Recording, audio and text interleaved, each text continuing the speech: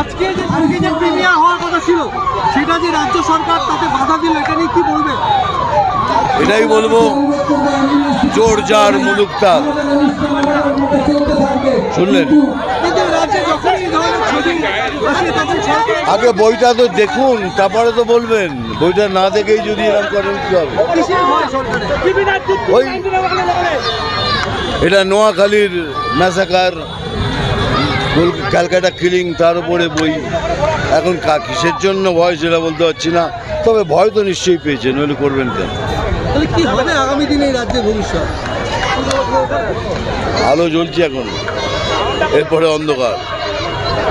SIR নিয়ে রাজ্য সরকার SIR হবে হবে হবে, কেউ রুখতে পারবে।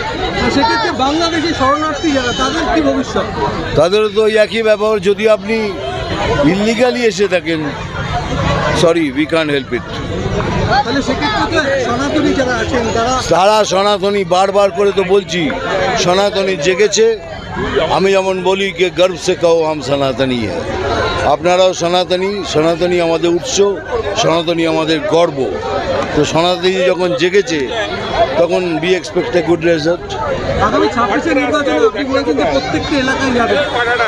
আমি তো 23টা কমপ্লিট করেছি, এবার যাব প্রত্যেক এলাকাতেই যাব, প্রত্যেক জেলায়, প্রত্যেক গ্রামে যাব। এসআইআর নিয়ে মানুষকে কি বোঝাবেন? অনেকের মধ্যে একটা বিভ্রান্তি তৈরি হয়েছে, কি বোঝাবেন? যারা লিগ্যালি আমাদের এখানে আছেন তাদের কিচ্ছু হবে না, কোনো ভয় পাবার কোনো কিচ্ছু নেই। রাজ্যের পরিযায়ী শ্রমিকরা ভিন রাজ্যে আক্রান্ত হচ্ছে, এই নিয়ে এটা একদম, এটা ভাই আমি কিছু বলতে পারবো না। কোন ভিন রাজ্যে আক্রান্ত হয়েছে বলতে পারবেন? আমি ব্যাঙ্গালোরে হোটেল বানিয়েছি, এখানে সব পরিযায়ী শ্রমিক 100 থেকে 150 লোক কাজ করেছে। এখন যদি আমি ফোন করে বলি না একবার আমার এখানে 2x2 কাজ ভাগ করে দিবি, বলে দাদা একজনও খালি নেই।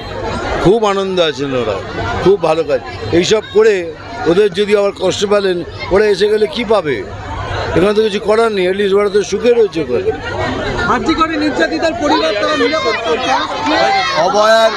অভয়ার বিচার চাই, অভয়ার বিচার চাই।